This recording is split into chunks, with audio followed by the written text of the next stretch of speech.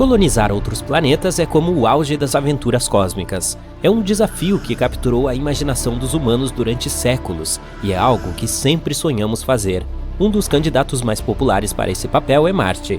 E isso não é surpreendente. Marte é um planeta rochoso semelhante à Terra em muitos aspectos, e até existem evidências de água em sua superfície. Isso o torna um excelente candidato para a colonização humana. Muitos cientistas e engenheiros estão trabalhando em planos para enviar humanos a Marte e estabelecer uma colônia permanente lá. Mas, e os outros candidatos? Existem muitos planetas e muitas luas em nosso sistema solar, então por que não colonizar outra coisa? Por exemplo, Ceres? Ceres é o tesouro dos tesouros cósmicos. É um planeta anão não totalmente desenvolvido, assim como o Plutão. Ele está localizado no cinturão de asteroides entre Marte e Júpiter. Esse planeta anão é o mais próximo do Sol e é adoravelmente minúsculo. O planeta inteiro tem aproximadamente o mesmo tamanho do estado do Texas. Então, por que escolhê-lo? Porque Ceres pode ser uma rica fonte de recursos valiosos. A superfície de Ceres é coberta por crateras e outras características geológicas. E os cientistas acreditam que abaixo de sua superfície há uma espessa camada de gelo de água, o que significa que no subsolo pode haver um oceano de água líquida. Se isso for verdade, Ceres pode ser um recurso valioso para futuras missões espaciais. Poderia potencialmente fornecer uma fonte de água para a exploração humana do sistema solar. Então, podemos colonizá-lo? E se sim, como fazemos isso? Na verdade, muitos cientistas propuseram essa ideia. Para colonizar Ceres, teríamos que usar os mesmos métodos usados para estabelecer colônias na Lua, em Mercúrio e nos satélites de Júpiter e Saturno. Não se preocupe, não é tão difícil. Só precisamos descobrir como nos adaptar a uma atmosfera muito rarefeita, a temperaturas extremas, a pressão e todas as outras coisas. Mas vamos manter a esperança. No fim das contas, tudo se resume a recursos. Vamos precisar de água, minerais, sílica e outras matérias-primas. Tudo isso nos ajudaria a criar uma colônia autossuficiente. E, por sorte, Ceres está cheio dessas coisas. Então, em primeiro lugar, poderíamos achar os locais de residência dentro das crateras de Ceres. Poderíamos construir cúpulas que nos protegeriam de todos os tipos de coisas perigosas, como radiação. Também poderíamos minerar regolito no cinturão de asteroides. O regolito é um solo residual que aparece como resultado do desgaste cósmico de rochas. Basicamente, é algo como a camada superficial do solo na Lua. Por que precisamos disso? Bem, porque poderíamos usá-lo para imprimir em 3D as camadas de base próximas ao gelo, para que nossas bases ficassem localizadas perto da água. Poderíamos então usar essas camadas de base para imprimir outras estruturas, como casas. Também poderíamos coletar gelo e moléculas orgânicas para criar água. E ao combinar água com o regolito, obteríamos um solo no qual poderíamos cultivar plantas e alimentos. Maravilhoso! Há também outra opção. Uma colônia pode ser criada no subsolo, bem ao lado da crosta gelada do planeta. Se no futuro formos cientistas super legais, poderíamos tentar acelerar a rotação de Ceres. Parece loucura, mas seria bastante benéfico. Isso nos ajudaria a criar gravidade artificial dentro das colônias subterrâneas. E por falar em gravidade, tudo isso pode parecer legal, mas vamos discutir as dificuldades que temos pela frente durante a colonização. Para colonizar Ceres, precisaríamos superar uma série de desafios. Para começar, precisamos desenvolver tecnologias que nos ajudem até mesmo a chegar a Ceres. Temos que ter algum tipo de nave que seja capaz de fazer voos longos no espaço. A primeira coisa é criar algum tipo de tração nuclear térmica ou nuclear elétrica. E talvez um tipo de combustível ainda mais avançado. Então também precisaremos de tecnologia para nos ajudar a sustentar a vida nesse mundo pequeno e rochoso.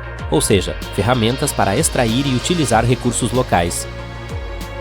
Além disso, como não há atmosfera em Ceres, teríamos que usar trajes espaciais e viver em habitats pressurizados. E isso é só o começo. Viver nesse planeta também não será uma tarefa fácil. Por exemplo, e as temperaturas extremas? Ou a radiação? Ou a famigerada gravidade incrivelmente fraca, que é definitivamente um dos maiores problemas? A gravidade de Ceres representa apenas 3% da gravidade da Terra. Você não gostaria de voar acidentalmente para o espaço enquanto joga futebol, não é? Mas o fato de que qualquer salto pode levar você a uma jornada sem fim não é o único problema. Mesmo que você permaneça na superfície do planeta, experimentará os mesmos sintomas e problemas dos astronautas que ficam na Estação Espacial Internacional. Por exemplo, perda de massa muscular, diminuição da densidade óssea, deterioração da visão, problemas no sistema cardiovascular. Uau, quem diria que a gravidade é tão importante? Portanto, se quiséssemos sobreviver em Ceres, precisaríamos de um monte de médicos ou algum tipo de gravidade artificial. E nem me fale sobre como a baixa gravidade desacelerará a produção e o trabalho. E claro, não podemos ir a lugar algum sem falar sobre dinheiro. Colonizar Ceres nos custará uma enorme quantia, especialmente levando em consideração todos os itens de que falamos aqui. No entanto, apesar de todas essas coisas, Ceres continua sendo um dos melhores candidatos à colonização. Por exemplo, ele contém muito metano e amônia, que podem ser usados como combustível manufaturado ou gás nitrogenado. Ou você pode apenas extraí-los para colonizar Marte e Vênus. Mesmo a baixa gravidade tem suas vantagens. Graças a ela, será muito fácil lançar espaçonaves de Ceres. Vamos desperdiçar muito menos combustível, o que significa que o transporte de Ceres para outros planetas seria muito mais barato e eficiente. Portanto, mesmo que Ceres não se torne nossa residência permanente, pode se tornar um bom centro de transporte, algo como um espaço-porto. Poderíamos usá-lo como base para extrair todo tipo de coisas úteis do cinturão de asteroides. Então, transportaríamos todos esses recursos de volta para Marte ou para a Terra. Ceres também pode se tornar uma estação de reabastecimento para naves que viajam para além do sistema solar. Parece legal e bastante futurístico, né? Mas acho que qualquer tentativa de criar uma base permanente no cinturão de asteroides vai ter que esperar. Colonizar outros planetas é uma tarefa difícil e complexa. Exigirá a cooperação e a experiência de muitas pessoas diferentes e envolverá o desenvolvimento de novas tecnologias e a superação de muitos desafios. Antes de irmos para Ceres, temos que construir infraestruturas na Lua, em Marte e em algum lugar intermediário. Caso contrário, qualquer tentativa de colonizá-lo seria proibitivamente cara e provavelmente falharia antes que missões futuras pudessem alcançá-lo. Mas quanto mais colônias criarmos, mais provável é que, mais cedo ou mais tarde, construamos outra em Ceres. Isso não apenas abriria o cinturão de asteroides para exploração econômica, também serviria como um trampolim para o sistema solar externo. Isso, por sua vez, poderia levar à colonização das luas de Júpiter e além.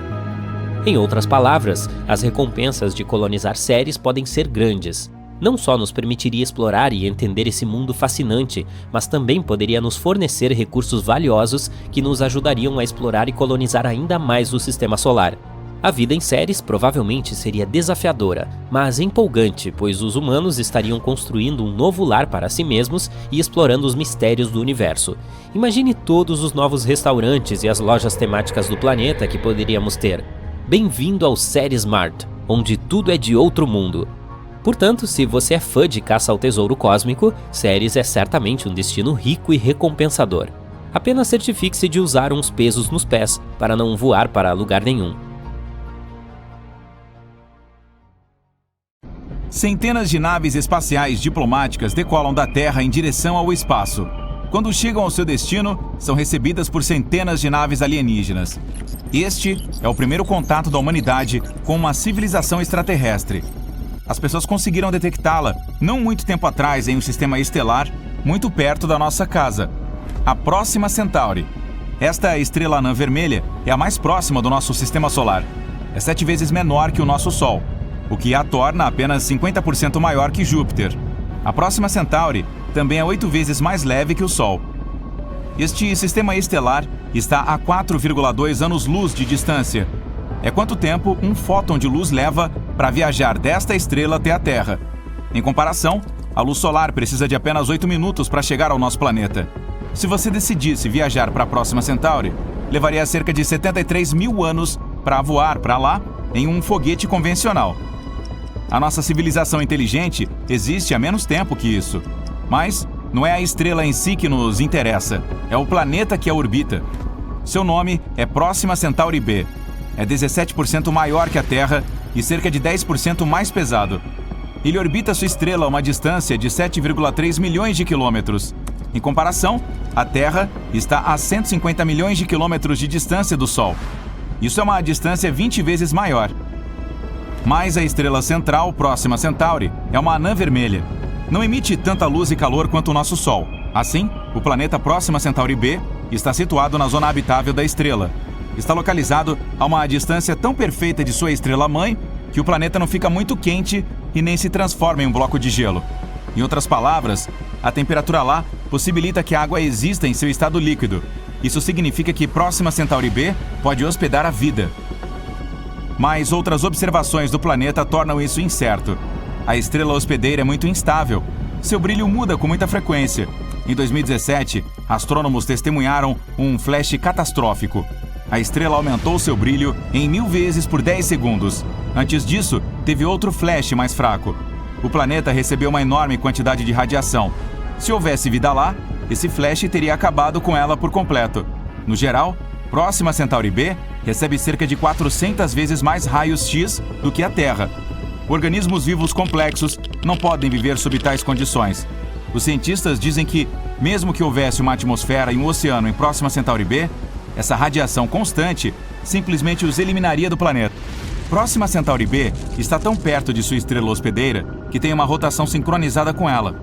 Isso significa que o planeta está sempre com o mesmo lado virado para a estrela, assim como a Lua está voltada para a Terra. Isso significa que apenas um lado do planeta recebe essa terrível quantidade de radiação.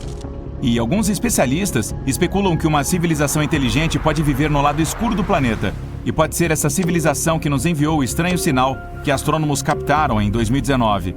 Os cientistas o descreveram como uma chama óptica brilhante de longa duração, acompanhada por uma série de rajadas de rádio intensas e coerentes. Este sinal de rádio foi observado por 30 dias por um dos radiotelescópios da Terra. Cientistas achavam que o sinal era artificial e poderia ter sido enviado por uma civilização extraterrestre. Presumivelmente, o sinal veio da Próxima Centauri B, ou de uma das luas que podem estar naquele sistema estelar. Mas outras observações não conseguiram detectar o sinal. Agora, a teoria principal afirma que esse sinal de rádio é apenas algum tipo de interferência de alguma tecnologia na Terra. Mas e se fosse realmente enviado por uma civilização que vive no lado escuro de Próxima Centauri B? Bom, podemos descobrir com certeza logo. Está sendo lançado um novo telescópio no espaço. É o Telescópio Espacial James Webb. Está programado para ser lançado no final de 2021. Um foguete auxiliar decolará da Terra e alcançará a órbita. Em seguida, ele levará o telescópio a um ponto específico entre nosso planeta e o Sol, onde suas forças gravitacionais são aproximadamente iguais. Além disso, não há poluição luminosa no espaço, ao contrário da superfície da Terra. Também não há nuvens ou outras condições climáticas que possam interferir no telescópio. O Telescópio Espacial James Webb substituirá o Telescópio Hubble, que opera no espaço desde 1990. O novo telescópio custará 9,8 bilhões de dólares. E aqui está o porquê. Usará um espelho tão largo quanto um ringue de boxe. Isso permitirá que o telescópio viaje muito longe no espaço. Tão longe que a luz de alguns eventos que estão acontecendo lá ainda não chegou na Terra. Isso significa que, literalmente, seremos capazes de olhar para trás no tempo. O telescópio espacial James Webb verá o universo quase imediatamente após o Big Bang. Veremos como nasceram as primeiras estrelas e galáxias e como o universo se transformou no que observamos hoje. Mas também, este telescópio pode ser usado para examinar a Próxima Centauri B. Astrônomos procurarão por luz artificial lá, como as luzes LED que temos na Terra. Se a Próxima Centauri B realmente hospeda a vida no lado escuro, então os moradores locais devem ter aprendido a transferir calor e luz do lado claro do planeta. E eles teriam que usar luz artificial para sustentar a vida do seu lado. O telescópio espacial James Webb é poderoso o suficiente para distinguir as ondas de luz emitidas pela estrela daquelas que podem ser criadas por alguém no lado escuro do planeta. E se detectarmos alguma luz artificial, teremos a primeira confirmação de que uma civilização inteligente pode existir fora do nosso sistema solar. Mas sempre podem haver erros nos cálculos e interpretação de dados. A única maneira de estabelecer a verdade de uma vez por todas é enviar uma sonda espacial para a Próxima Centauri. Assim, podemos tirar fotos reais do planeta. O maior problema é a distância. Embora a Próxima Centauri seja a mais próxima do sistema estelar da Terra, ainda leva dezenas de milhares de anos para chegar lá. Afinal, a sonda espacial Voyager 1 precisou de cerca de 44 anos apenas para deixar o sistema solar. E isso é apenas um pequeno passo em comparação com a distância real até a estrela mais próxima. Portanto, precisamos de outros métodos de viagem. E eles têm que ser muito mais rápidos. Alguns cientistas querem enviar microsondas para a Próxima Centauri B. Elas não serão mais pesadas do que uma agulha de costura.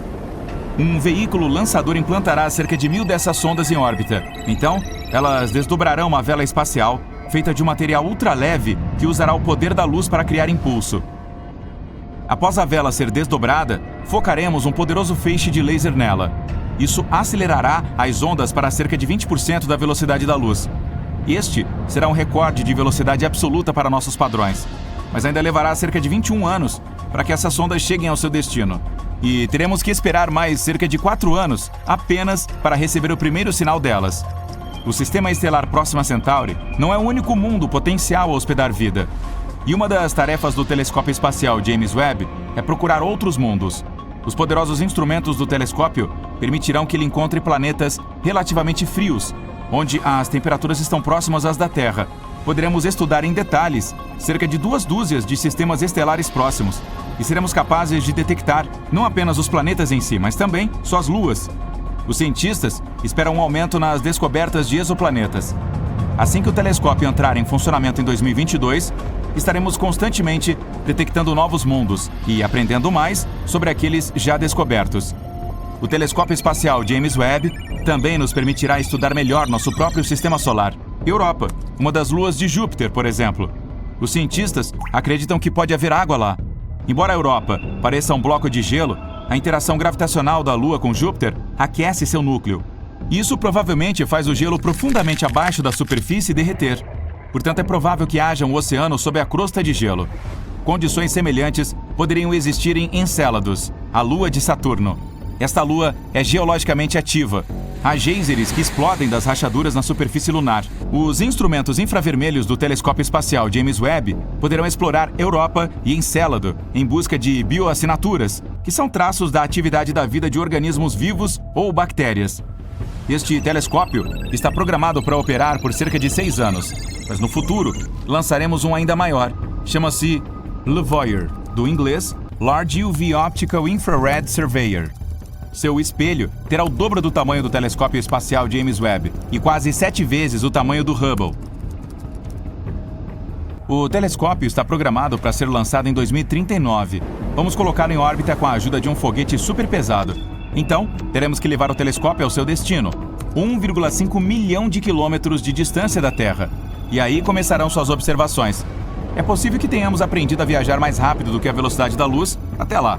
Então, se encontrarmos um planeta potencialmente habitável com a ajuda do telescópio, podemos enviar uma sonda espacial ou até mesmo uma equipe de exploradores para lá. Neste caso, uma reunião diplomática com uma civilização extraterrestre pode se tornar uma realidade.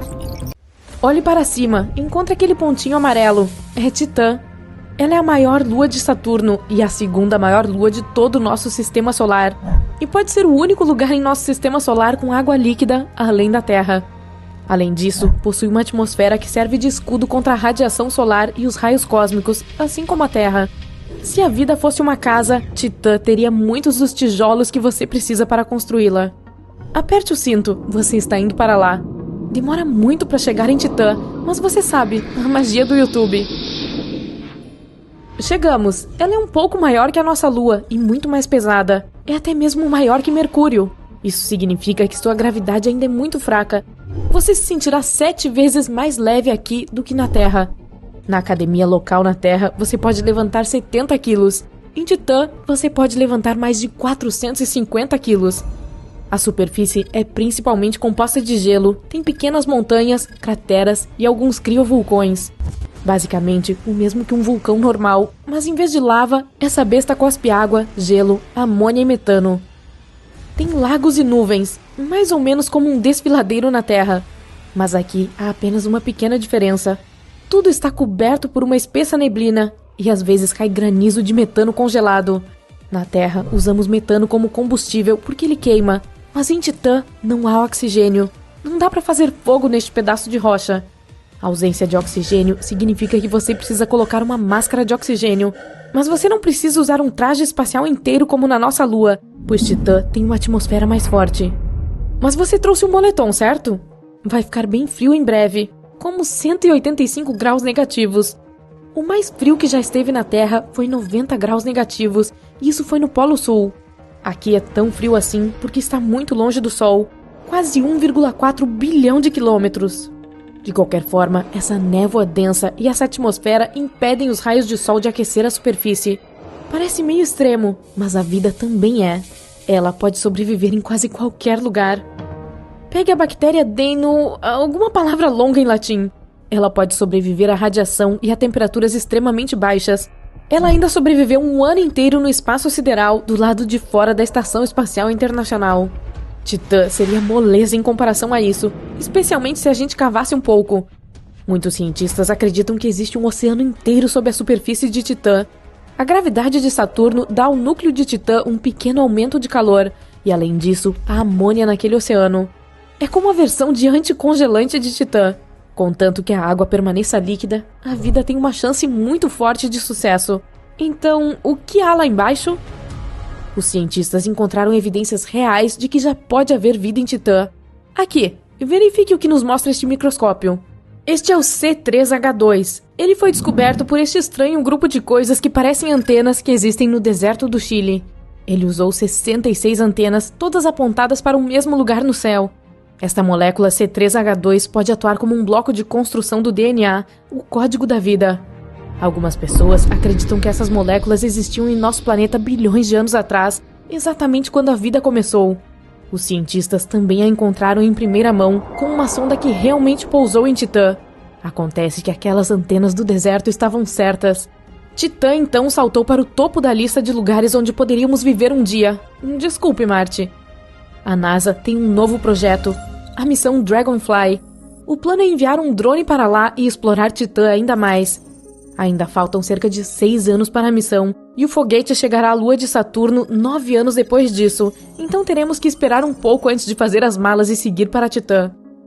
Depois que o drone da missão Dragonfly pousar na superfície de Titã, ele vai girar como uma espécie de helicóptero duplo. Vai ter 8 hélices, cada uma com 1 metro de largura. Como a gravidade é fraca, isso é mais do que suficiente para dar ao drone uma boa velocidade de cruzeiro. Ele será capaz de voar cerca de 3 km direto para cima e decolar e pousar verticalmente como um helicóptero normal. O principal problema de tudo isso são as baterias do drone. Os cientistas inventaram um gerador que converte a energia da radiação térmica em energia elétrica, seja lá o que isso signifique. Uma carga de bateria deve ser suficiente para várias horas de voo contínuo. O Dragonfly vai carregar muitos equipamentos de pesquisa, então não é como aqueles drones que as pessoas fazem voar pelo parque em um domingo. Vai ter o peso de cerca de 3 avestruzes. Terá 2 brocas, um monte de sensores, uma coisa espectral para descobrir quais produtos químicos estão por lá, e também terá seu próprio canal meteorológico, com um monte de instrumentos para medir temperatura, nuvens e outras coisas. E como qualquer gadget atual, ele terá uma câmera. Prepare-se para algumas belas fotos da paisagem épica de Titã. A noite em Titã dura cerca de 8 dias terrestres, quando o drone está relaxando na superfície, recarregando e analisando amostras. É muito tempo, mas na verdade essa é uma coisa boa. A distância entre Titã e a Terra causa um pequeno problema, um atraso na comunicação. Quando um sinal é enviado para o Dragonfly a partir do controle da missão, este sinal tem que viajar meio sistema solar, o que leva mais de 1 hora. Em contraste, o atraso do sinal para Marte pode ser de apenas 10 minutos, e o atraso do sinal para a Lua tem apenas cerca de 1 segundo. Os cientistas esperam que o Dragonfly forneça mais informações sobre se podemos viver em Titã ou não. Alguns especialistas esperam encontrar uma sopa primordial lá. Essa sopa, ou caldo, possui um monte de coisas necessárias para criar vida. Tivemos essa mesma sopa na Terra há cerca de 4 bilhões de anos, e cada organismo vivo que já existiu evoluiu a partir desse caldo de elementos orgânicos. Se o projeto Dragonfly for um sucesso e Titã se mostrar habitável, ele terá mais uma missão: encontrar um bom lugar para nos estabelecermos por lá. Mas criar uma colônia autossustentável em outro planeta seria definitivamente a coisa mais difícil que os humanos já fizeram. Primeiro obstáculo: produção de energia. Provavelmente a partir de algum tipo de usina nuclear. Em seguida, vem o abrigo para humanos e suas máquinas. Esses novos edifícios em Titã terão que nos proteger do frio extremo e do mau tempo. Em seguida, água potável e oxigênio. Precisamos inventar uma maneira de coletar ou de fazer ambos. Depois, estufas para o cultivo de alimentos. Também precisaríamos minerar combustível para o transporte. Felizmente, Titã está cheia de metano, que é um ótimo combustível. Um grande problema, porém, é a gravidade. Por ser tão fraca em Titã, quem vive lá pode perder muita massa muscular, dificultando o trabalho e até mesmo a vida.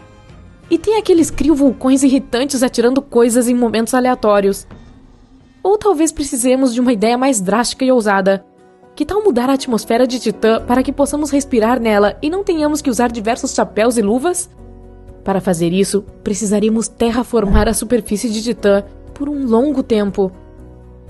A atmosfera de Titã precisaria ser enriquecida com oxigênio para respirarmos, e seria ótimo se fosse um pouco mais quente por lá. O próximo passo seria criar uma biosfera, o que significa plantas. Poderíamos transformar Titã em uma selva florescente com plantas levadas da Terra, mas por causa da pressão e da gravidade, elas seriam completamente diferentes das plantas terrestres. Elas poderiam todas crescer muito, ou talvez elas diminuíssem para um tamanho minúsculo. Nós realmente não sabemos. Em primeiro lugar, precisamos ter certeza de que a vida é mesmo possível em Titã. Os cientistas pensaram recentemente que poderia haver vida em Vênus. O planeta é mais ou menos do mesmo tamanho que a Terra, e os cientistas até o chamam de irmã gêmea da Terra. Eles descobriram um gás em Vênus, a fosfina. Supostamente teria sido feito por organismos vivos. Contudo, isso não se confirmou. Existe alguma fosfina flutuando, mas bem menos do que pensávamos. Olha, a ciência em outros planetas é algo complicado, gente. Sempre estamos passíveis a erros como esse. A busca por ETs começou. Definitivamente está rolando. Com o lançamento bem-sucedido do telescópio James Webb, a busca por planetas semelhantes à Terra tornou-se um fascinante tópico de atenção mundial. Além do telescópio James Webb, outras ferramentas estão sendo usadas para encontrar bons candidatos semelhantes à Terra. O satélite TESS e o telescópio Kepler estão na vanguarda da busca por outras terras. Depois de debatermos algumas questões filosóficas pertinentes, analisaremos de perto essas duas pesquisas e o que o telescópio James Webb espera encontrar. Mas por que estamos procurando planetas semelhantes à Terra? Porque podemos. Incríveis avanços na tecnologia de telescópios terrestres permitiram observações ultra-precisas da luz das estrelas, o que levou à descoberta inicial de exoplanetas. À medida que os planetas circundam as estrelas, há uma interação gravitacional entre o planeta e a estrela. Eles se puxam. A atração do planeta sobre a estrela fará com que a luz da estrela balance para frente e para trás, tão levemente quanto o planeta ou planetas que orbitam a estrela. Esse sempre foi o caso, mas a oscilação da luz das estrelas nunca pôde ser detectada, porque a luz delas sempre brilha. A ótica adaptativa dentro de telescópios é o avanço tecnológico que permitiu que os astrônomos encontrassem exoplanetas a partir do brilho da luz estelar. Molas mecânicas na parte inferior dos espelhos do telescópio dobram os espelhos um pouco para neutralizar a distorção, o brilho causado pela luz das estrelas passando pela atmosfera terrestre. Sem o cintilar da luz estelar, a ligeira oscilação causada por planetas que puxam gravitacionalmente as estrelas é observável. Quanto maior a oscilação, mais planetas. É chamado de método astrométrico de detecção de exoplanetas. Que nome, hein? Foi possível supor a existência de vários sistemas estelares e milhares de exoplanetas inteiros ao observar o padrão oscilante da luz das estrelas. Mas os planetas em si não puderam ser observados. De repente, nosso sistema solar não era mais único. Os astrônomos ficaram atônitos com a conclusão inevitável de que provavelmente todas as estrelas tinham planetas. Tornou-se impossível não fazer a pergunta que não quer calar: a Terra é única ou existem outras terras? E qual é o grande problema de encontrar planetas semelhantes à Terra, afinal? Considerando todos os recursos financeiros que os países desenvolvidos estão gastando na busca de planetas semelhantes à Terra, pode-se dizer sem dúvida que é definitivamente algo com custo elevado, incluindo o já lançado telescópio James Webb, que custou 10 bilhões de dólares, o telescópio Kepler Space, que custou 550 milhões de dólares, e o satélite TESS, que custou 200 milhões de dólares. O investimento em encontrar planetas semelhantes à Terra certamente está chamando a atenção. Se você tiver em mente que esses custos são apenas para o equipamento, e que para obter um esboço de toda a magnitude da busca, também é preciso incluir os salários de uma equipe de mineradores de dados, analistas com doutorado e pós-graduados ao redor do mundo em universidades, agências espaciais nacionais e instituições privadas, concluiremos que encontrar outra Terra é realmente um empreendimento imenso. E se encontrarmos uma, então a Terra não estará mais sozinha. Não é que possamos realmente ir a qualquer um desses planetas tão cedo. Viagens interestelares exigem alguns avanços em física e tecnologia, e, bem, ainda não chegamos lá. Mas saber que existem planetas por aí na Via Láctea que são como a Terra em todos os aspectos essenciais, como água líquida, oxigênio e habitabilidade, tornará o espaço sideral menos assustador, mais acolhedor, mais emocionante de estudar e explorar. Também pode nos dar mais orgulho em nosso planeta natal e nos tornar terrestres melhores. Em uma missão tripla à procura de outras terras, o telescópio Kepler, o satélite TESS e o telescópio James Webb usam abordagens distintas para encontrar exoplanetas. E a sigla TESS nos diz qual é esse método.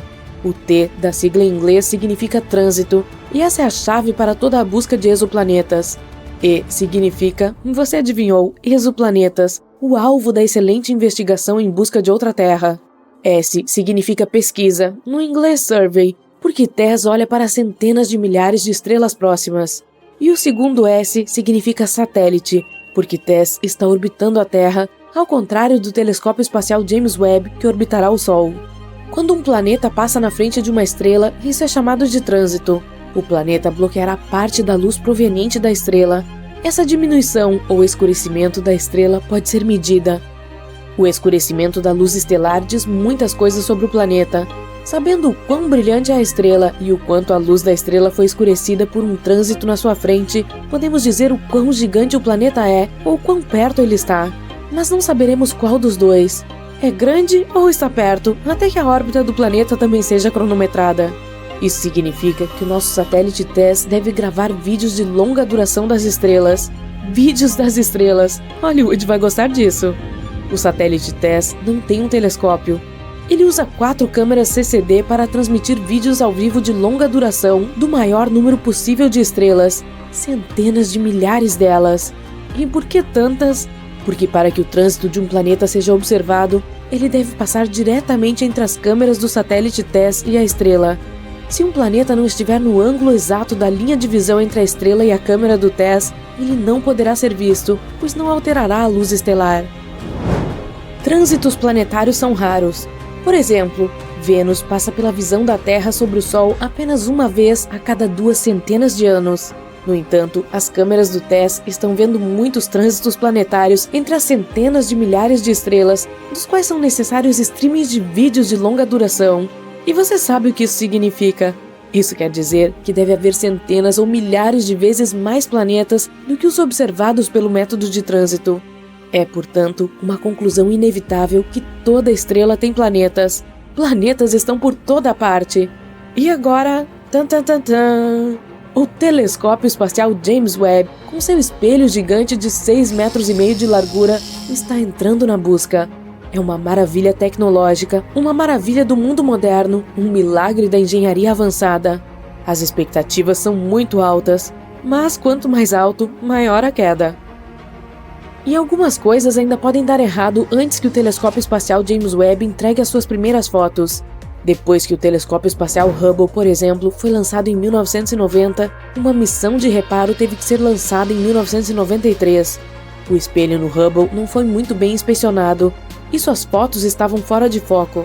Astronautas tiveram que subir e executar uma caminhada espacial espetacular para consertar o espelho.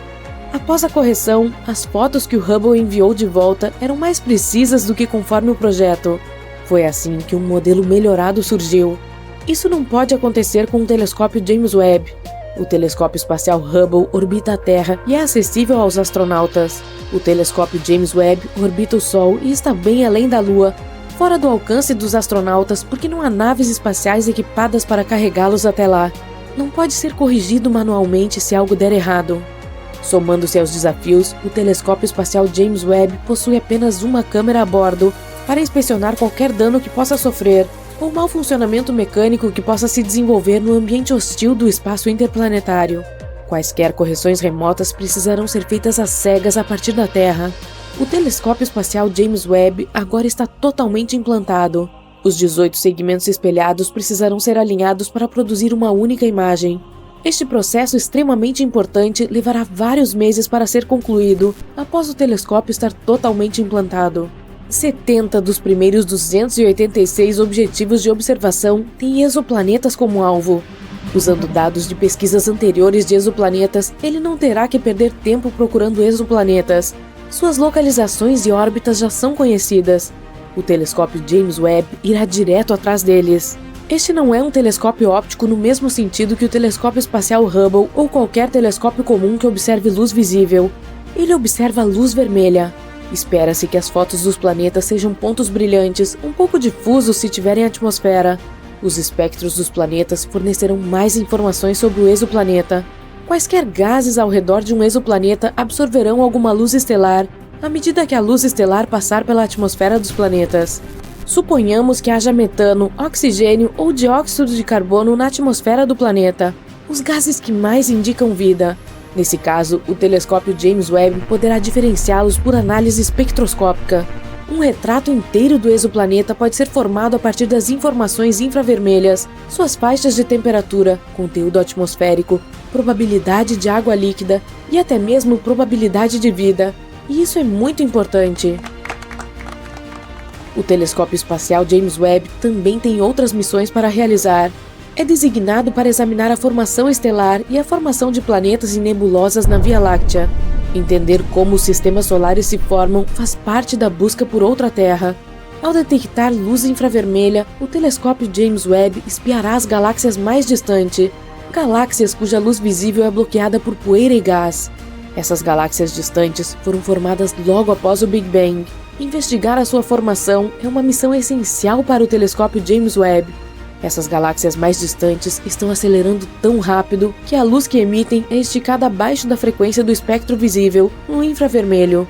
O grande telescópio pode ver essas galáxias anteriormente invisíveis. Esperamos aprender sobre a misteriosa energia negra, que está fazendo com que o universo se expanda a uma velocidade cada vez mais acelerada. A esperança é grande de que o telescópio espacial James Webb expanda significativamente nosso conhecimento deste incrível universo em que todos vivemos. Imagine um mundo parado e congelado. Ele é antigo, cerca de 4,5 bilhões de anos. Mal é aquecido pelos raios do Sol e coberto por uma espessa camada de gelo. É menor que a nossa Lua, mas um pouco maior que Plutão. Seu nome é Europa, a sexta lua de Júpiter e uma das maiores do Sistema Solar.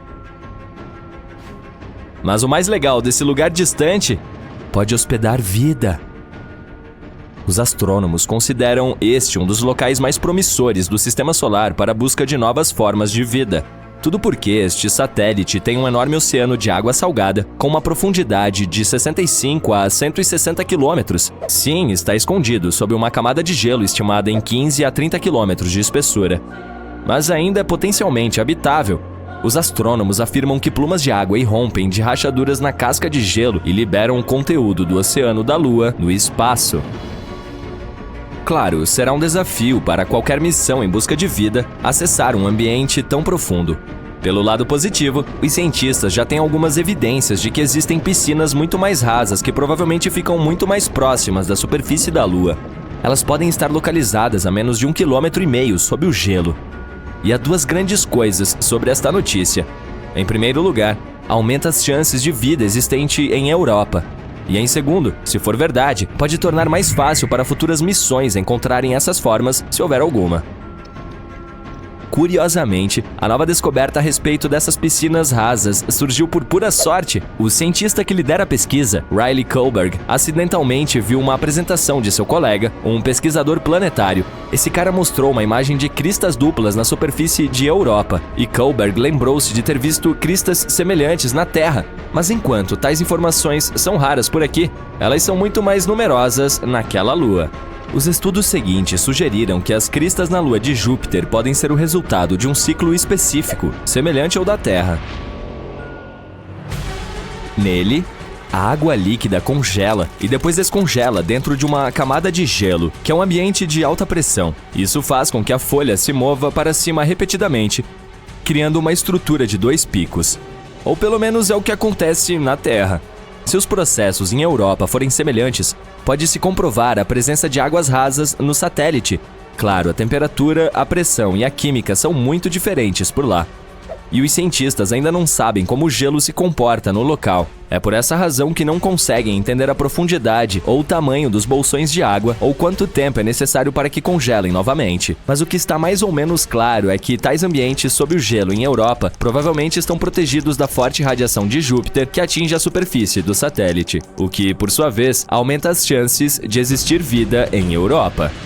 Agora, podemos voltar ao fato de que o oceano ali parece ser salgado. Listras vermelhas na superfície do satélite podem ter essa cor devido ao seu conteúdo químico. Elas provavelmente são uma mistura congelada de água e sais. Isso é bastante incomum porque tal composição não corresponde a nenhuma substância conhecida aqui na Terra. Quanto às manchas amarelas na superfície de Europa, podem ser causadas pela presença de cloreto de sódio. Você conhece essa substância como o bom e velho sal de mesa. Os cientistas tentaram recriar as condições em um laboratório e descobriram que combinando água, sal de mesa, temperaturas congelantes e alta pressão, poderiam obter um novo tipo de cristal sólido.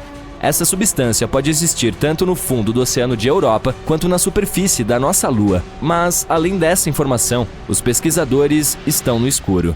Esperançosamente, encontraremos as respostas para algumas dessas perguntas por volta de 2030. É quando uma missão chamada Europa Clipper, que será lançada pela NASA, provavelmente chegará lá.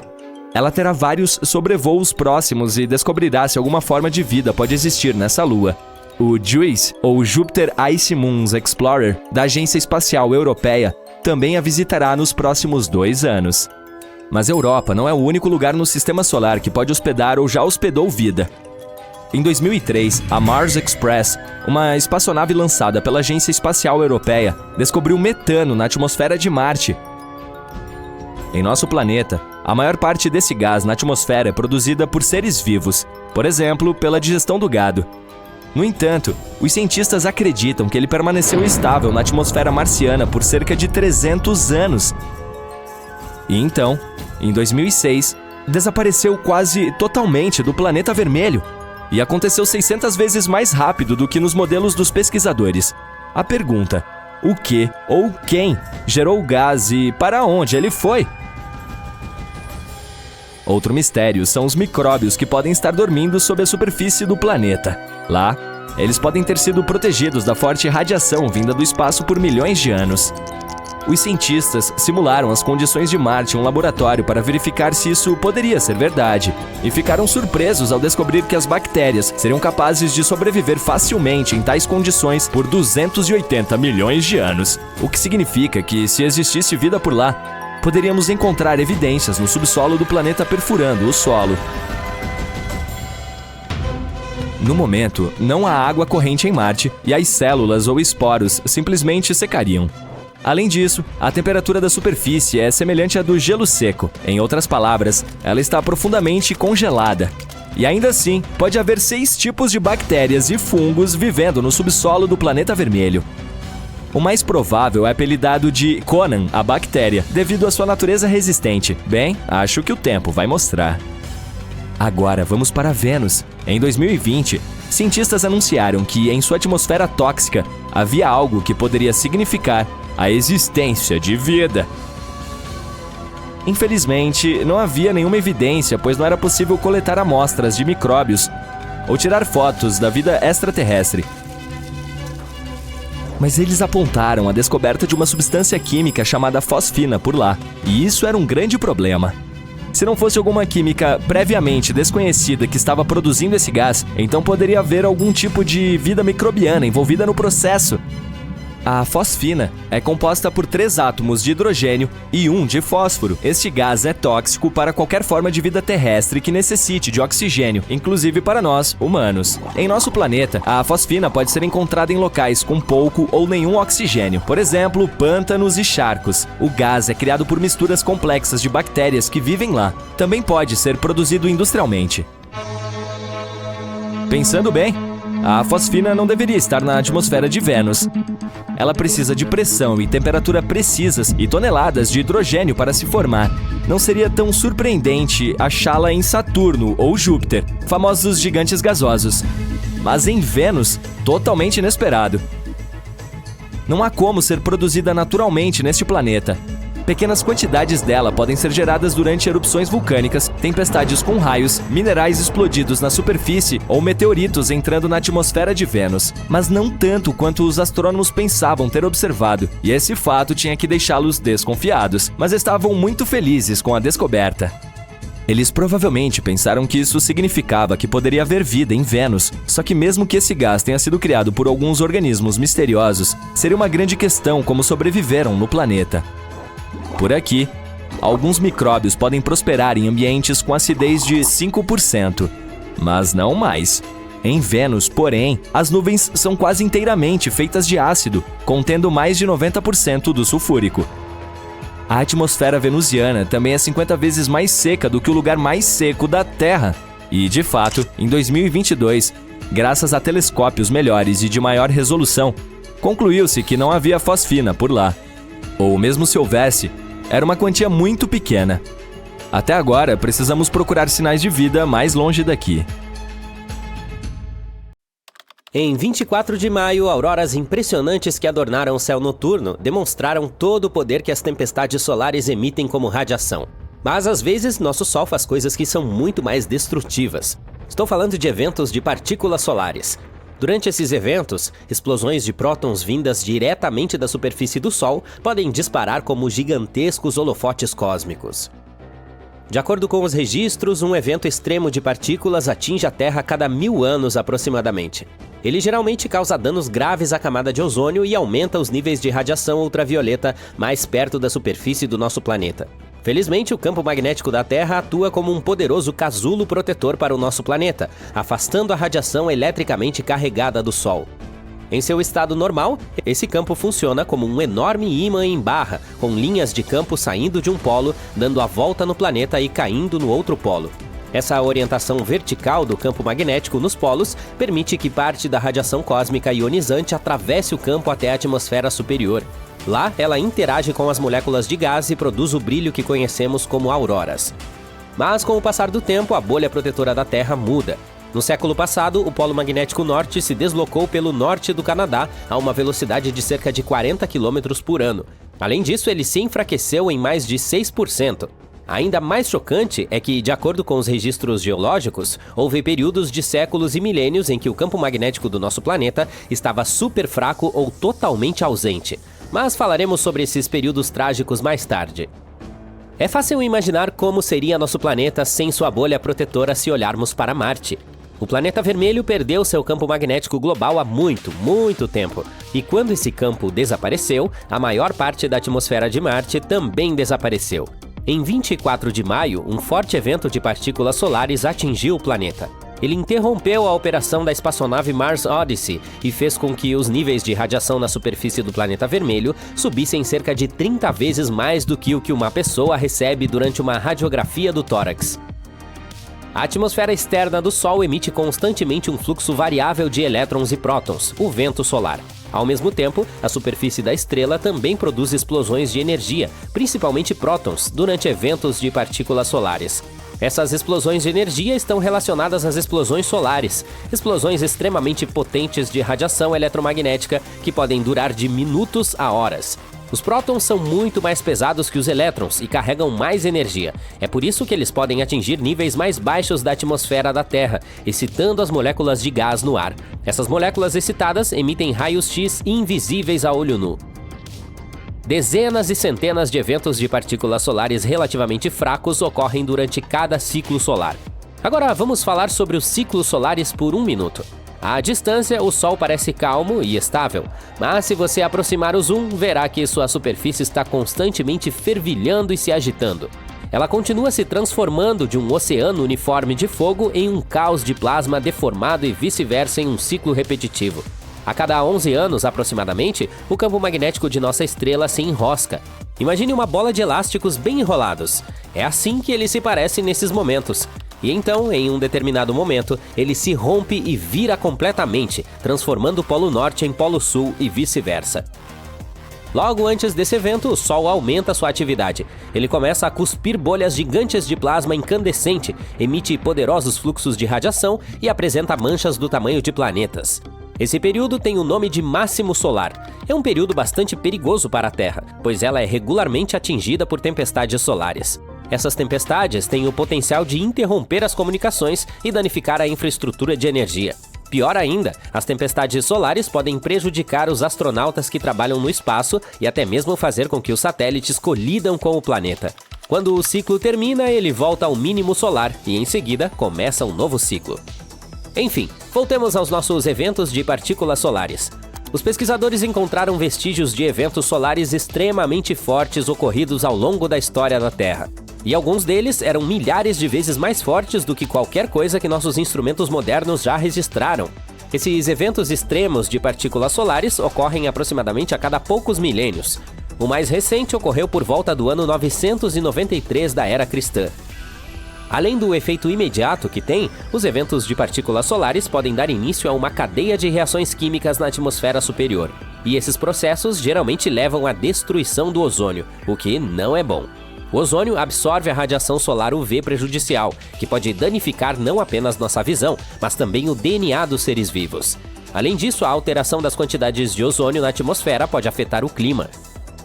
Em um estudo recente, os pesquisadores usaram grandes modelos de computador para examinar como os eventos extremos de partículas solares afetam a Terra. Eles descobriram que, se um evento de prótons solares ocorrer durante um período de tempo em que o campo magnético do nosso planeta estiver muito fraco, os danos ao ozônio podem durar 6 anos. E o nível de radiação UV pode aumentar em 25%, aumentando os danos ao DNA induzidos pelo Sol em cerca de 50%. E, aparentemente, essa combinação dramática de um campo magnético fraco e eventos extremos de prótons solares acontece com bastante frequência. E alguns pesquisadores acreditam que ela pode até explicar algumas ocorrências misteriosas no passado do nosso planeta. Por exemplo, o período mais recente de campo magnético fraco começou há 42 mil anos e durou cerca de 1000 anos. Esse período incluiu uma mudança temporária nos polos norte e sul. Vários eventos evolutivos importantes ocorreram durante esse período. Por exemplo, os últimos neandertais desapareceram na Europa, juntamente com a extinção da megafauna marsupial na Austrália. Sim, infelizmente não veremos mais wombates e cangurus gigantes. Um outro evento evolutivo ainda maior também pode estar ligado ao campo geomagnético da Terra. Os animais multicelulares surgiram no final do período Ediacarano, que começou há cerca de 635 milhões de anos. E isso ocorreu após um período de 26 milhões de anos de campo magnético extremamente fraco ou até mesmo ausente. A rápida evolução de diferentes grupos de animais na explosão cambriana, há cerca de 539 milhões de anos, também pode ter sido relacionada aos altos níveis de UV e ao geomagnetismo. A evolução simultânea de carapaças duras e olhos em vários grupos não relacionados pode ter sido necessária para detectar e evitar a entrada de raios UV prejudiciais. Uma inversão completa dos polos magnéticos da Terra pode ter um impacto sério sobre o clima do nosso planeta. Felizmente, essas viradas não acontecem da noite para o dia. O processo inteiro se estende por milhares de anos. Além disso, embora o polo magnético se enfraqueça durante uma inversão de polo, ele não desaparece completamente. É por isso que a magnetosfera continua protegendo o planeta dos raios cósmicos e das partículas solares carregadas, embora possa haver alguma quantidade de radiação particulada que chegue à superfície da Terra. Os campos magnéticos de nosso planeta são gerados por cargas elétricas em movimento. Se algum material permite que essas cargas se movam facilmente nele, ele é chamado de condutor. O metal é um ótimo condutor e nós o usamos com frequência para transferir correntes elétricas de um lugar para outro. Nesse caso, a corrente elétrica são cargas negativas chamadas elétrons que se movem pelo metal. A corrente é o que gera um campo magnético. O núcleo externo da Terra é feito de ferro e níquel líquidos. Em outras palavras, há camadas e mais camadas de material condutor dentro do nosso planeta. Correntes de carga se movem constantemente pelo núcleo e o metal líquido também se move e circula por lá, gerando o campo magnético. Esse campo magnético, por sua vez, produz algo semelhante a uma bolha ao redor do planeta. Ela é chamada de magnetosfera e está localizada acima da parte mais alta da atmosfera. Essa camada protege e desvia a radiação de raios cósmicos de alta energia, que, caso contrário, seria extremamente perigosa para as pessoas e outras formas de vida na Terra. A magnetosfera também interage com a ionosfera, a camada da atmosfera do nosso planeta que contém muitos íons e elétrons livres e é capaz de refletir ondas de rádio. A interação entre essas duas camadas e os ventos solares magnetizados é o que os cientistas chamam de clima espacial. Normalmente, o vento solar é suave e não há clima especial algum. Antigamente, de 774 a 775, a Terra foi atingida por uma mega explosão de radiação. Essa explosão anormal de energia deixou a sua marca. Os anéis das árvores daquele ano mostram níveis muito altos de material radioativo. Mas o que exatamente causou isso? Os cientistas estão inclinados a pensar que o motivo foi uma explosão solar. Algumas pessoas acham que talvez uma supernova maciça tenha causado a explosão de radiação. Mas o astrônomo Phil Plait diz que, se esse fosse o caso, ela teria que estar a menos de 1000 anos-luz de distância e, portanto, extremamente brilhante. Mas não há registro de que isso tenha acontecido. Nenhuma estrela da morte brilhante e reluzente foi vista. Depois de observar o carbono radioativo e o berílio nos anéis das árvores, os cientistas descartaram várias outras possibilidades. Inicialmente, eles consideraram que se tratava de uma colisão entre estrelas de nêutrons ou entre uma estrela de nêutrons e um buraco negro. Esses tipos de colisões produzem uma explosão super rápida de raios gama sem nenhum show de luz, o que se alinha melhor com as evidências. Mas esse tipo de colisões é muito raro. Plait acha que é meio improvável que essa seja a resposta. Ele calcula que só deveríamos ver um desses eventos em nossa galáxia uma vez a cada 1 milhão de anos. Portanto, ter ocorrido um há apenas 1200 anos parece muito estranho. Os cientistas estão seriamente preocupados com esses eventos raros. Se um deles acontecesse mais perto da Terra, poderia bagunçar a vida em nosso planeta. Mesmo que estivesse a milhares de anos-luz de distância, um evento semelhante nos dias de hoje poderia causar o caos em todos os sistemas eletrônicos sofisticados nos quais confiamos. Portanto, é bom que essas explosões de raios gama sejam raras, porque se fossem mais comuns, a Terra poderia ficar em maus lençóis. Você pode pensar que se o nosso planeta pode suportar mega explosões de radiação, poderia facilmente suportar algo menos assustador. Digamos, gafanhotos. Lamento dizer isso, mas não é exatamente verdade. Em 1874, durante um verão quente no Kansas, as coisas tomaram um rumo estranho. Os gafanhotos invadiram as grandes planícies, chegaram como uma tempestade, cobrindo casas, árvores e até mesmo os trens que passavam. A missão desses insetos parecia a de causar o caos. Os agricultores tiveram que se esforçar para proteger seus poços e praticamente tudo o que valia a pena salvar. Os gafanhotos pousavam por toda a parte, causando estragos em tudo o que viam. Até mesmo as pobres ovelhas perderam sua lã. Os gafanhotos chegaram a arrancar a tinta das carroças e os cabos das forquilhas. Isso mostra o quanto eram destrutivos. Os animais de criação tentaram revidar comendo-os, mas o número de insetos era muito grande. Naquele ano, essas criaturas causaram cerca de 200 milhões de dólares em danos às plantações. A invasão de gafanhotos foi tão terrível que até o exército dos Estados Unidos entrou em cena para ajudar. No final, os gafanhotos começaram a desaparecer, poupando as planícies de mais devastação. Os desastres naturais podem ser ainda mais inesperados do que as explosões de radiação do espaço e as invasões de gafanhotos. Veja! Em junho de 2017, um pastor de renas no noroeste da Sibéria estava cuidando de seus afazeres quando, de repente, houve uma explosão muito forte e viu fumaça saindo do chão. Se isso acontecesse comigo, eu precisaria trocar minhas calças, desculpe. Mais tarde, eles encontraram um enorme buraco com cerca de 7 metros de largura e quase 20 metros de profundidade, cercado por pedaços de gelo e terra. Mais de 17 desses buracos negros foram encontrados na área. Eles estavam cheios de água turva e envoltos em mistério. Algumas pessoas acharam que eram buracos de pia, outras tinham certeza de que foram deixados por testes de dispositivos ultra-secretos ou até mesmo por vários meteoritos. Agora, a ideia mais recente é que esses buracos são, na verdade, crateras causadas pelo aquecimento do Ártico e pelo derretimento do solo congelado. A teoria afirma que, à medida que o solo derrete, bolsas de gás presas sob a superfície irrompem, criando esses buracos dramáticos. Aparentemente, essas crateras assustadoras têm aparecido em pontos específicos da Sibéria, onde antigas falhas geológicas estão vazando gás natural quente há muito tempo. Combine isso com um pouco de metano remanescente de antigos sedimentos de lagos e você terá uma receita para algumas surpresas explosivas à medida que o planeta se aquece. Ainda não está com medo? Tudo bem, talvez você tenha medo da escuridão, não é? Se for o caso, você não gostaria de estar em 536. foi o ano em que o mundo passou por um período de 18 meses de escuridão.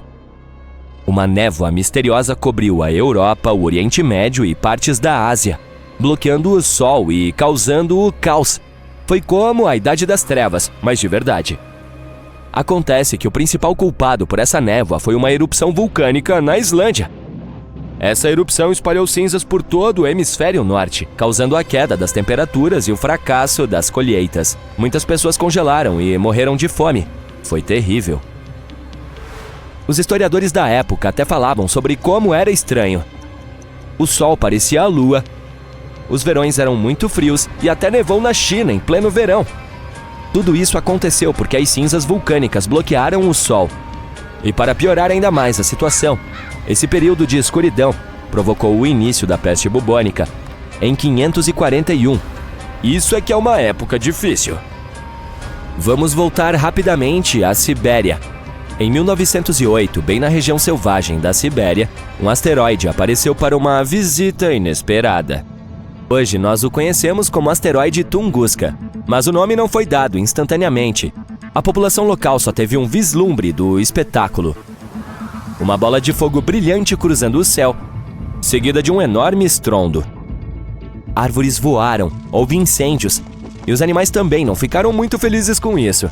Mas como a área era tão remota, poucas pessoas notaram o acontecido. Por quase 2 décadas, ninguém se preocupou em verificar o local de Tunguska. As pessoas tinham muito o que fazer naquela época.